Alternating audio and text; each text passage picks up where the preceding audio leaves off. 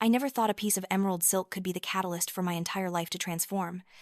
But there I stood, frozen in the middle of that glittering boutique, watching my sister rip away more than just a dress from my hands. The afternoon sun slanted through the floor-to-ceiling windows of the boutique in Soho, catching on crystal chandeliers and making the silk garments shimmer like liquid jewels. I had been standing there for at least 20 minutes, running my fingers over the emerald satin dress, imagining it as the centerpiece of my very first collection. The fabric was cool and impossibly smooth, the kind of quality I had only dreamed about working with during my years sketching designs in the cramped studio apartment I called home. The price tag made my stomach clench, but I had been saving for months, squirreling away every spare dollar from my work as a freelance designer. This dress represented more than just a purchase. It was a promise to myself that I was finally going to make it in this brutal, beautiful industry. That was when I heard the laugh. That particular, cutting laugh that I knew better than my own heartbeat.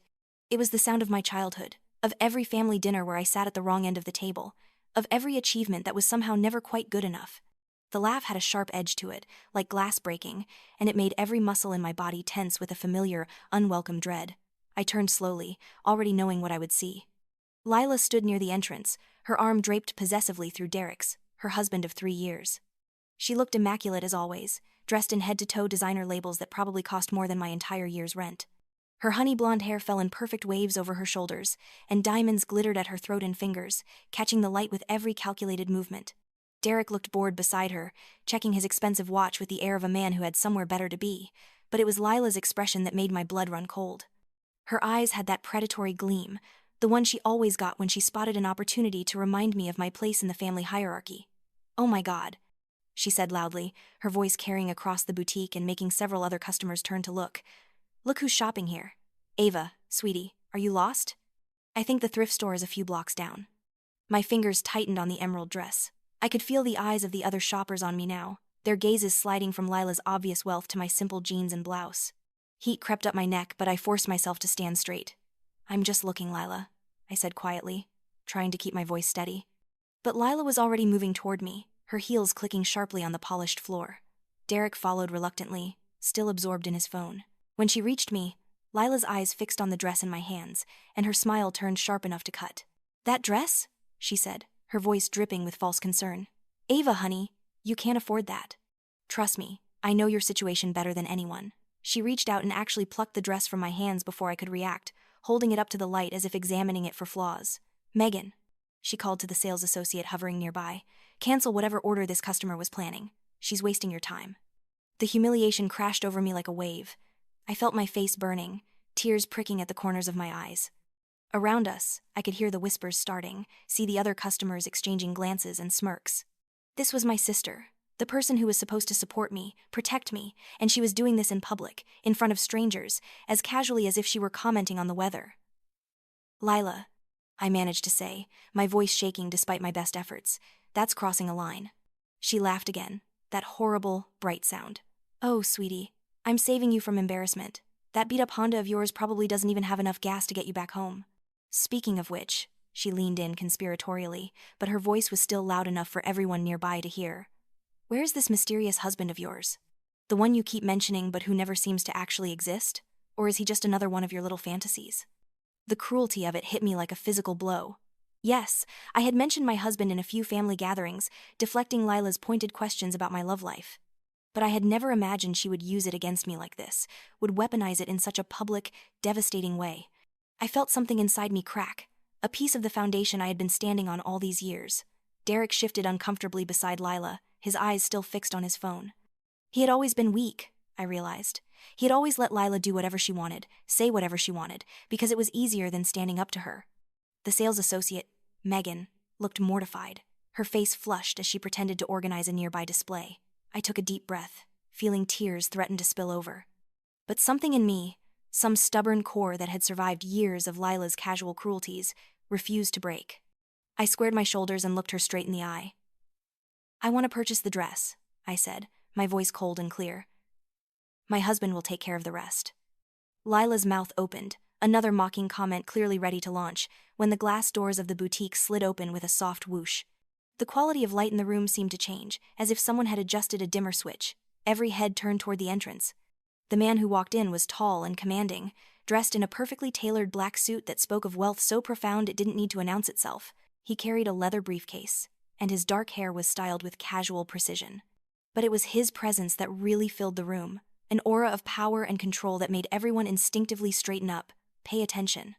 His eyes swept across the boutique, taking in the scene with a single comprehensive glance, before settling on me. "I apologize for being late, darling," he said, his voice deep and warm as he crossed the floor toward me. "I had to finalize some paperwork for the acquisition." I felt the world tilt. My brain struggled to catch up with what was happening. This was Ethan Collins, my husband, the man I had married in a quiet ceremony 6 months ago, away from my family's judging eyes and Lila's inevitable mockery. We had agreed to keep it private until my business was more established, until I had something concrete to show the world. But here he was, striding across the boutique floor like he owned it, looking at me with those steady gray eyes that had first captured my heart in a coffee shop 2 years ago. Lila had frozen in place, the emerald dress still dangling from her fingers. Her mouth hung slightly open, her perfectly made-up face showing genuine shock for perhaps the first time I could remember. "Acquisition?" she repeated faintly. "Mr. Harrison," the boutique's manager, came rushing out from the back office, his face flushed with excitement. "Mr. Collins, we didn't expect you today. Everything is ready for the transfer." He practically fell over himself to shake Ethan's hand, his entire demeanor one of fawning respect. Ethan accepted the handshake with calm grace, then turned his attention back to me, his hand coming to rest gently on my shoulder. "It looks like you're having a bit of trouble here, sweetheart." Mr. Harrison's eyes darted between us, then to Lila, who still stood frozen with the dress in her hands. "Ma'am," he said to Lila, his tone suddenly much more formal, "I should inform you that this establishment officially changed ownership this morning. The paperwork was completed at 9 a.m. This boutique is now part of Mrs. Collins's new retail chain." The silence that followed was absolute. I could hear my own heartbeat, could feel the weight of every eye in the room fixed on our little group. Lila's face had gone from flushed to deathly pale, her carefully maintained composure cracking like old paint. Ethan's arm slipped around my waist, a gesture of possession and protection that made my heart swell. He looked directly at Lila, his expression pleasant but his eyes sharp as steel. "My wife's first boutique looks wonderful," he said conversationally. "I told the board of directors that her vision would make all the difference." I found my voice, drawing strength from Ethan's presence beside me.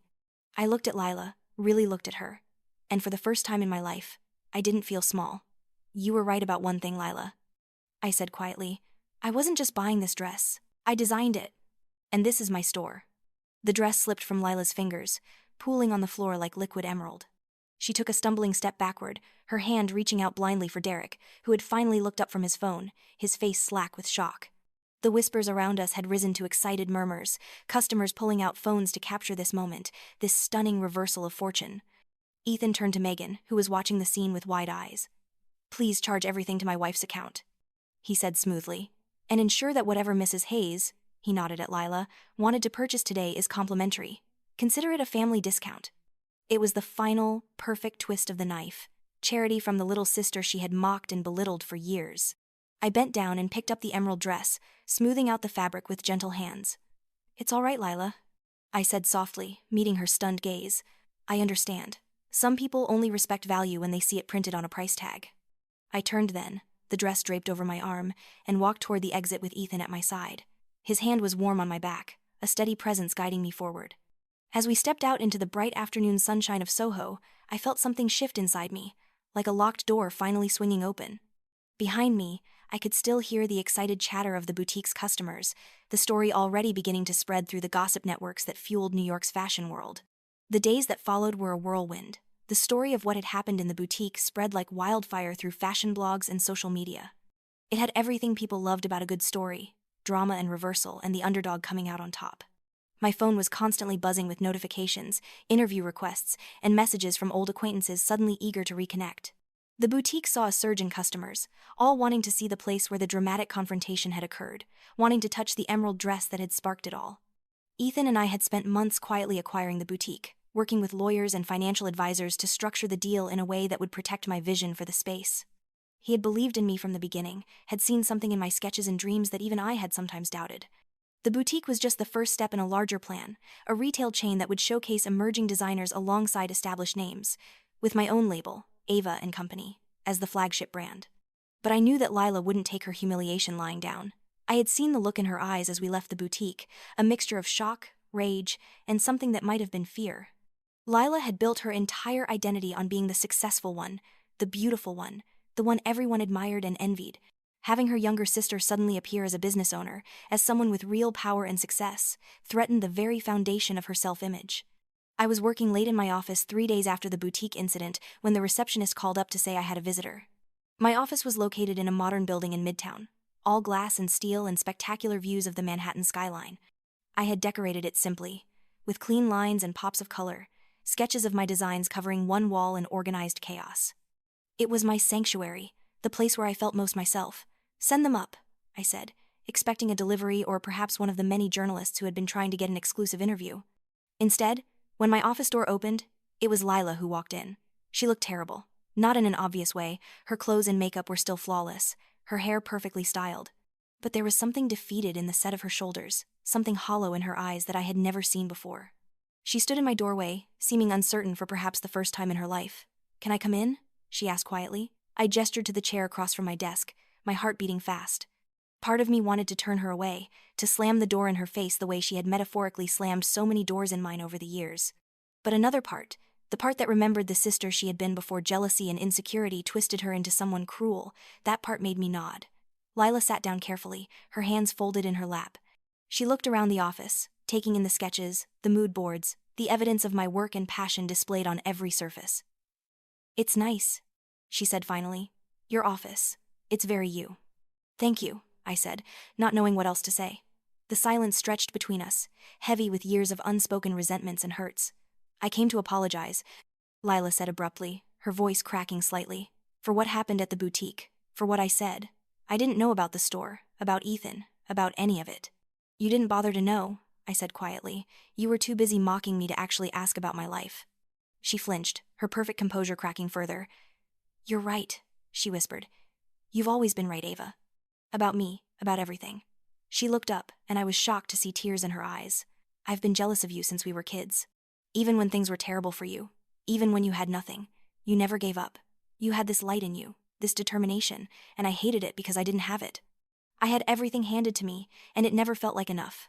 But you fought for every little thing, and somehow that made you stronger than I could ever be."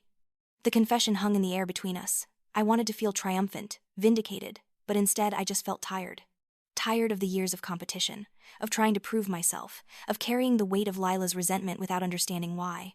"I forgave you a long time ago for being imperfect," I said slowly, "but I can't forgive what you did at the boutique. You tried to humiliate me in public, tried to take away the one moment of joy I had allowed myself. That's not something I can just sweep under the rug with a simple apology."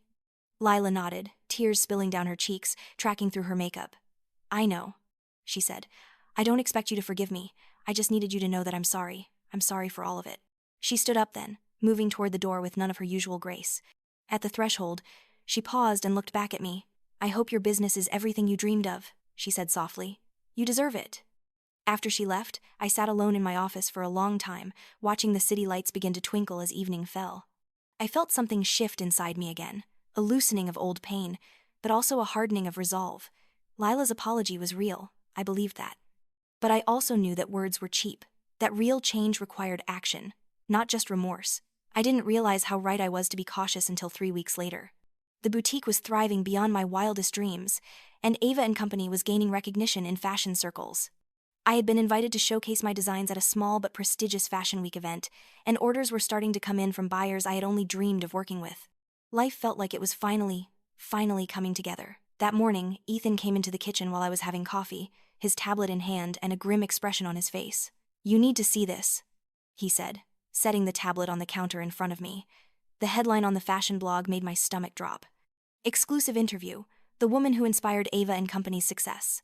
Below it was a photo of Lila standing in front of my boutique, smiling radiantly at the camera. My hands shook as I clicked on the article and began to read. In the interview, Lila positioned herself as my mentor, my inspiration, the person who had guided me toward success.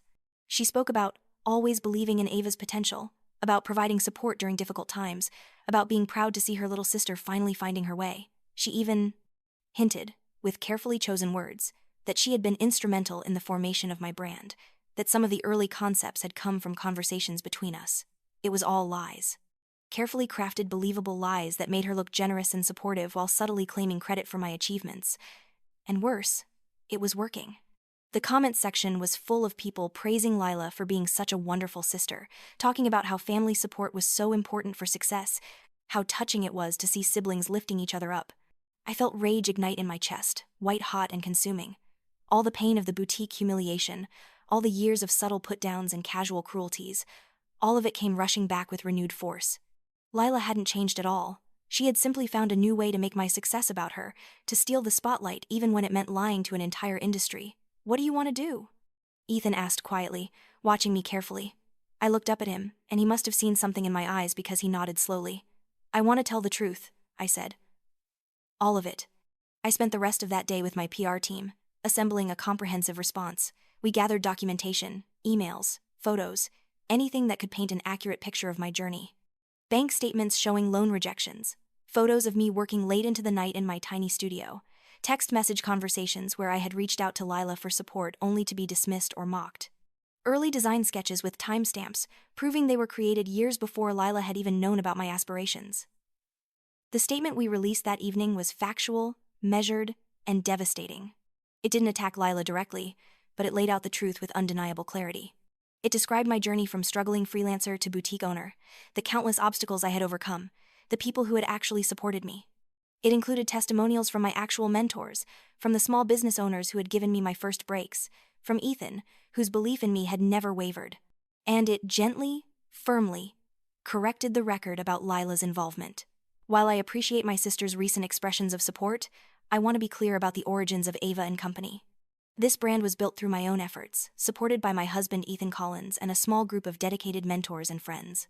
Any suggestion otherwise is inaccurate and does not reflect the reality of my experience. The response was immediate and overwhelming. The fashion community, which had initially been charmed by the idea of supportive sisters, turned on Lila with remarkable speed. People started digging into her past claims, finding inconsistencies, questioning her credibility. The blog that had published her interview issued a clarification and an apology. Other publications ran pieces about the importance of accurate attribution in creative industries, using my situation as a cautionary tale. Lila called me that night, her voice shaking with fury. "How could you do this to me?" she demanded. "You made me look like a liar in front of everyone." "You are a liar," I said calmly, though my heart was racing. "You stood in front of my store and lied to reporters. You claimed credit for work you didn't do, for support you never gave. I didn't make you look like anything. I just told the truth." "I was trying to help," she shouted. "I thought if I talked you up, it would be good for your business."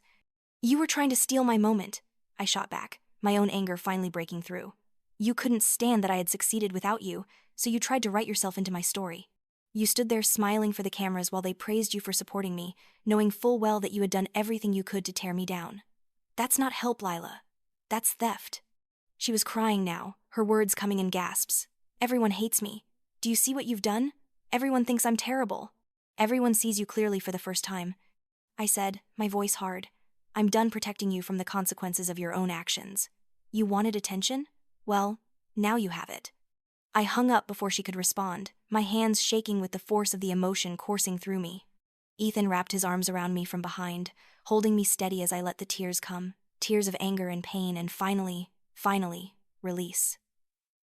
The next few weeks were brutal for Lila. The fashion community is small and interconnected, and word travels fast. She started losing opportunities, brands quietly canceling collaborations, invitations to events mysteriously failing to arrive. Her social media following, which she had carefully cultivated, began to shrink as people questioned her authenticity. Even Derek, who had stood silently by her side for so many years, seemed to be pulling away. I heard through mutual acquaintances that they were fighting constantly, that he was embarrassed by the scandal, that he felt his own reputation was being damaged by association. I tried not to take pleasure in her downfall, tried to focus instead on building my own empire. But I won't lie, there was a grim satisfaction in watching Lila face real consequences for once. She had spent years being the golden child, the one who could do no wrong, while I was the struggling younger sister who was always just a little too ambitious, just a little too difficult. Now the tables had turned, and she was learning what it felt like to be on the outside looking in. Ava & Company continued to flourish. My designs were featured in major fashion magazines, and I was invited to showcase at New York Fashion Week's Emerging Designers segment. The boutique expanded, and we started planning for a second location. Orders poured in from boutiques across the country, all wanting to carry the label that had such a compelling story behind it. The funny thing about success is that it changes how people see you. The same fashion editors who had ignored my pitches for years were now courting me for exclusive interviews. The influencers who had never responded to my collaboration requests were suddenly tagging my designs in their posts. It was intoxicating and exhausting in equal measure. Through it all, Ethan was my anchor. He never tried to take over or control my business, never made me feel like I owed my success to him. He simply supported me, believed in me, and loved me for who I was, not for what I could achieve. On the nights when doubt crept in, when I wondered if I really deserved all of this, he would remind me of how hard I had worked, how many times I had been knocked down and gotten back up. 2 months after the scandal broke, I received a letter. It arrived at my office in a plain envelope with no return address. Inside was a single sheet of paper, covered in Lila's distinctive handwriting. The message was short, almost brutally so. "You were right, Ava. I only wanted the attention. You wanted purpose. And you won. I don't know who I am anymore. I've lost everything." I read the letter 3 times, sitting alone in my office as the evening light faded over Manhattan. There was no apology in it. Not really. Just a statement of defeat, an acknowledgement of the truth I had always known. Lila had built her identity on being admired, on being envied, on being seen. Without that, she was lost. Part of me wanted to feel sorry for her. But the larger part, the part that remembered standing in that boutique while she mocked me in front of strangers, the part that had worked so hard for every scrap of recognition, that part felt nothing but a cold sense of justice. I never responded to the letter. There was nothing left to say. Lila had made her choices, and now she had to live with them. The months rolled on. The second boutique opened to great fanfare. Ava and Company was nominated for several industry awards. I hired a small team of talented designers, giving young creators the kind of opportunities I had once desperately sought. Ethan and I talked about starting a mentorship program for aspiring fashion entrepreneurs, a way to help others avoid the struggles I had faced. I heard through the family grapevine that Lila and Derek had divorced, that she had moved out of the city, back to our hometown where she could escape the constant reminders of her fall from grace. That she was working a regular job now, something in retail management, far from the glamorous life she had once led. I felt a pang at that news, but it was distant, muted. Lila had chosen her path, and I had chosen mine. We were no longer characters in the same story. On the anniversary of that day in the boutique, Ethan took me back to the same spot. The store was completely transformed now, bearing my aesthetic and vision. The emerald dress that had started it, all hung in a place of honor, mounted in a glass case with a small plaque that read, "Where Dreams Begin." It was melodramatic, perhaps, but it felt right. We stood together on the sidewalk outside, watching the evening shoppers come and go, the warm light spilling out onto the street. Above the door, my name blazed in elegant letters. Ava and Company. A promise kept. A dream realized. "Do you ever regret it?" Ethan asked softly. "How everything played out with Lila." I thought about it, really thought about it. Did I regret standing up for myself? Refusing to let her steal my narrative? Letting her face the consequences of her actions? "No," I said finally. "I regret that it had to happen that way. I regret that she chose to hurt me instead of support me. But I don't regret claiming my own story. I spent too many years letting her define me, letting her make me feel small. I'm done with that." He squeezed my hand, his thumb tracing gentle circles on my palm. "You were never small," he said. "You just finally let the world see what I always knew was there." We turned to walk away, leaving the boutique glowing behind us like a beacon. But I paused at the corner, looking back one more time at what I had built. Not just the store, but the life, the career, the sense of self-worth that had been so hard won. Behind that glass, beautiful things waited for people who could see their value, who could recognize quality when they found it. I thought about Lila, wherever she was now, living with the emptiness that comes from realizing you've spent your life chasing shadows.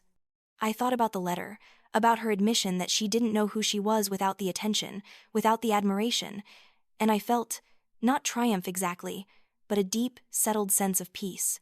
I had wanted to prove myself to her for so long, had spent years seeking her approval, her recognition, her respect, but somewhere along the way, I had realized that I didn't need any of those things. I didn't need Lila to see my worth. I didn't need her to acknowledge my success. I just needed to see it myself, to know it in my bones, to walk through the world with the confidence that came from truly valuing who I was and what I had accomplished. The city stretched out before us, full of light and possibility. Ethan's hand was warm in mine, steady and sure. Tomorrow, there would be new designs to sketch, new challenges to face, new opportunities to seize. But tonight, walking through the streets of New York with my husband at my side and my name on a boutique behind me, I felt something I had never quite felt before. I felt complete. Not because I had taken revenge on someone who hurt me, though there was a bitter satisfaction in that, a small, sharp acknowledgement that justice, however imperfect, had finally arrived. Not because I had achieved success, though that was sweet in ways I had never imagined during those long, dark years when I couldn't see beyond the next day's struggles, but because I had finally, truly, learned to value myself in a way that went beyond surface accomplishments or external validation. The girl who had stood in that boutique years ago, clutching an emerald dress with trembling fingers while her sister mocked her inadequacies and questioned her right to even dream of something beautiful, that girl was gone, dissolved into memory like morning mist. In her place stood a woman who knew her worth not as an abstract concept but as a lived truth, carved into her bones through years of fighting for her own dignity. A woman who wouldn't settle for less than she deserved, not out of arrogance but out of hard-won self-respect. A woman who had built something beautiful and lasting from the ashes of humiliation, transforming pain into purpose and shame into strength. Lila had said I couldn't afford that dress, her words dripping with contempt and superiority, designed to cut me down and remind me of my place in our family hierarchy. She had been right, in a way, though not in the way she had intended. I couldn't afford it because I was worth so much more than a single dress could ever represent, more than a single moment of vindication, more than anyone's opinion of me, especially the opinions of people who had never truly seen me as anything other than a convenient target for their own insecurities. I was worth an empire, and I had built one, brick by brick, decision by decision, through countless nights when sleep seemed like a luxury I couldn't afford, and mornings when doubt threatened to paralyze me before I even got out of bed. The night air was cool on my face as we walked, carrying with it the scent of late autumn and distant rain, a refreshing contrast to the warm glow of the boutique we had just left behind. The sounds of the city created a familiar symphony around us, our horns and distant laughter, the rumble of subway trains beneath our feet, the rustle of fallen leaves skittering across the pavement in the evening breeze. Somewhere behind us, my boutique glowed in the darkness like a beacon, its windows carefully dressed with my latest collection, each piece telling a story of transformation and resilience. It stood as a monument to perseverance and self-belief, a physical manifestation of what happens when you refuse to let other people's cruelty define the boundaries of your potential. Somewhere out there in this vast city, Lila was learning the hard lessons that cruelty has a price, that taking credit for others' work leaves you with nothing of your own to stand on when the truth inevitably comes to light. She was discovering that the hollow admiration built on lies crumbles quickly, leaving nothing but emptiness and the bitter taste of exposure. But I wasn't thinking about Lila anymore, not really. That chapter had closed, its lessons learned, and absorbed into the foundation of who I had become. I was thinking about the fashion show next month, the one that would debut my spring collection, and potentially open doors to markets I had only dreamed of reaching. I was thinking about the new collection I was designing, pieces inspired by the idea of metamorphosis, the painful, beautiful process of becoming something new while honoring what you once were. I was thinking about the young designer I had just hired, a brilliant kid fresh out of Parsons who reminded me so much of my younger, self-hungry, talented, terrified, and desperately in need of someone to believe in her the way Marcus had believed in me. I was thinking about the mentorship program I was establishing, designed to help young designers from difficult backgrounds find their footing in this notoriously brutal industry. I was thinking about the future I was building, one stitch at a time, one decision at a time, one moment of courage at a time, creating something that would outlast me and help others find their own paths to success. The emerald dress had been a beginning, a catalyst that set everything else in motion. But it was only the beginning, a single spark that had somehow managed to ignite a fire that still burned bright years later. Everything that came after all, the success and growth and hard-won confidence, the late-night breakthroughs and the gradual accumulation of skills and connections and self-knowledge, that was all mine. No one could take it away, no matter how much they might try to diminish my achievements or claim that luck rather than effort had carried me this far. No one could claim credit for it, despite Lila's best efforts to position herself as somehow responsible for my success, as if her cruelty had been a gift in disguise rather than simply cruelty. No one could diminish it, though God knows some had tried, threatened by the sight of someone they had written off rising beyond their expectations.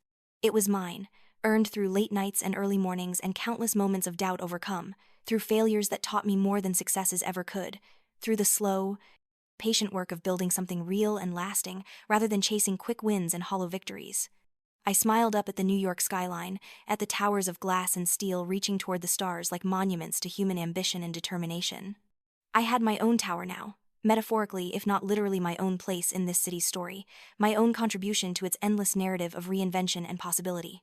And unlike Lila's hollow pursuit of attention and admiration, her desperate need for validation that could never be truly satisfied, my success had a foundation that would last. It was built on hard work rather than shortcuts, on genuine passion rather than calculated image crafting, on the kind of determination that can only come from knowing what it's like to have nothing and fighting your way to something. The kind of success that doesn't crumble when scrutinized because it's real, built on substance rather than appearance, on actual achievement rather than stolen credit. That little girl who had always felt second best, who had swallowed her sister's cruelty because she didn't know she deserved better, who had accepted the family narrative that cast her as the disappointment and Lila as the golden child, she had finally found her voice. And it turned out that voice was strong enough to build an empire, to weather storms that would have destroyed someone less determined, to say no to people who tried to take what wasn't theirs, and yes to opportunities that terrified her. That voice had learned to speak up not just in moments of anger or desperation, but in the quiet, daily choices that shape a life, choosing self-respect over people-pleasing, choosing authenticity over approval, choosing the hard right path over the easy wrong one. That voice had learned to be gentle with herself while remaining fierce in protecting her boundaries, to be humble about her achievements while refusing to minimize them for others' comfort. As we turned the corner and the boutique disappeared from view, swallowed by the city's endless landscape of buildings and bridges and bright windows, I felt the last piece of old pain fall away like a weight I hadn't realized I was still carrying. I didn't need revenge anymore, didn't need to see Lila brought low to feel elevated myself. Her downfall wasn't about me, it was simply the natural consequence of her own choices catching up with her.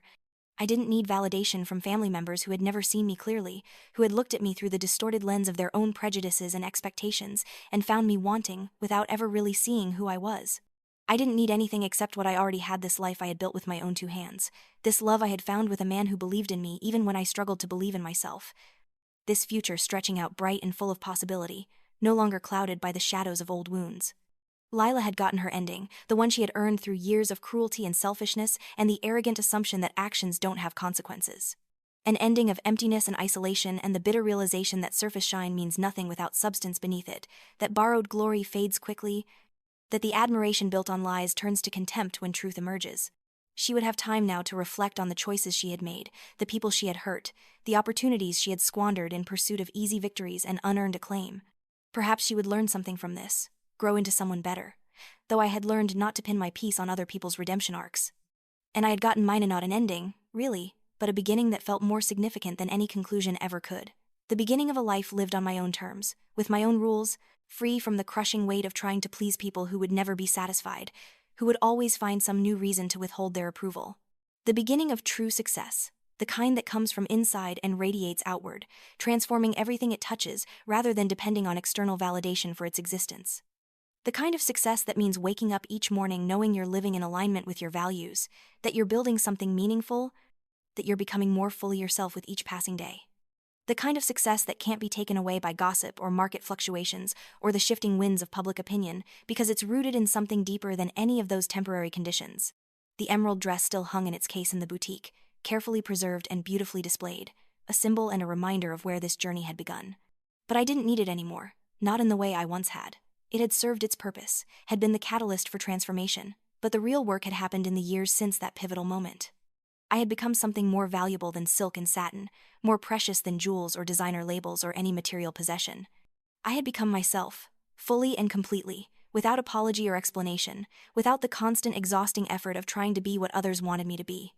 I had shed the false skins of people-pleasing and self-doubt, had grown into the shape that had always been waiting inside me, obscured by years of other people's voices drowning out my own. And that was worth more than all the boutiques in the world, more than all the success and recognition and material comfort that had come my way. Because none of those external things would have meant anything if I hadn't first learned to value the person I saw in the mirror, to treat myself with the kindness and respect I had always so readily given to others but withheld from myself.